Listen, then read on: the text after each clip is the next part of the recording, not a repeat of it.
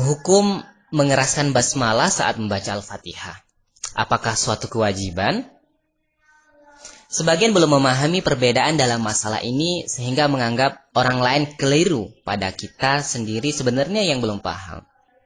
Para fuqaha berbeda pendapat dalam hal hukum membaca basmalah bagi imam, makmum, dan orang yang sholat sendirian. Perbedaan ini muncul dari masalah apakah basmalah merupakan bagian dari Al-Fatihah atau bukan. Dalam mazhab Hanafiyah, disunnahkan membaca basmalah secara lirih bagi imam dan orang yang sholat sendirian di setiap membaca awal Al-Fatihah di setiap rakaat. Namun tidak disunnahkan membaca basmalah antara Al-Fatihah dan surat lainnya secara mutlak menurut Abu Hanifah dan Abu Yusuf. Karena menurut mereka, basmalah merupakan bagian dari Al-Fatihah. Penyebutan basmalah hanya untuk mengambil berkah. Yang masyhur dalam mazhab Malikiyah, basmalah bukan bagian dari Al-Fatihah. Sehingga basmalah tidak dibaca dalam sholat wajib yang sir, zuhur, dan asar. Dan jahar, maghrib, isya, subuh. Baik bagi imam maupun makmum, munfarid atau orang sholat sendirian.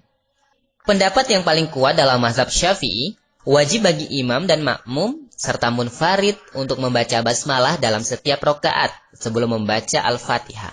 Baik sholat tersebut wajib ataukah sunnah. Begitu pula berlaku dalam sholat sir, yaitu sholat zuhur dan asar. Dan sholat jahar, maghrib, isya, dan subuh. Pendapat yang paling kuat dalam mazhab Hambali, tidak wajib membaca basmalah saat membaca Al-Fatihah. Begitu pula surat lainnya di setiap rakaat. Juga pendapat terkuat dalam mazhab Imam Ahmad, disunnahkan membaca basmalah secara lirih pada 2 rakaat pertama dari setiap sholat. Begitu pula basmalah dibaca pada awal surah setelah surah Al-Fatihah, namun lirih. Adapun ulama yang berdalil bahwa Bismillahirrahmanirrahim tidak dikeraskan adalah berdasarkan hadis dari Aisyah radhiyallahu taala anha. Ia berkata, "Kana Rasulullah sallallahu alaihi wasallam yastaftihus sholata bitakbir wal qira'ata bil alhamdulillahirabbil alamin." Rasulullah sallallahu alaihi wasallam biasa membuka salatnya dengan takbir lalu membaca alhamdulillahirabbil alamin. Hadis riwayat Muslim nomor 498.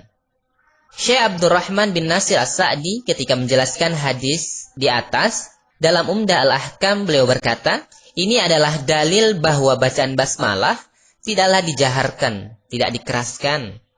Juga dalil lain adalah hadis Anas di mana ia berkata, "Shallaitu ma'a Rasulillah sallallahu alaihi wasallam wa Abi Bakrin wa Umar wa Utsman falam asma ahadan minhum yaqra Bismillahirrahmanirrahim." Aku pernah sholat bersama Rasulullah sallallahu alaihi wasallam, juga bersama Abu Bakar, Umar, dan Utsman. Aku tidak pernah mendengar salah seorang dari mereka membaca Bismillahirrahmanirrahim. Hadis riwayat Muslim nomor 399.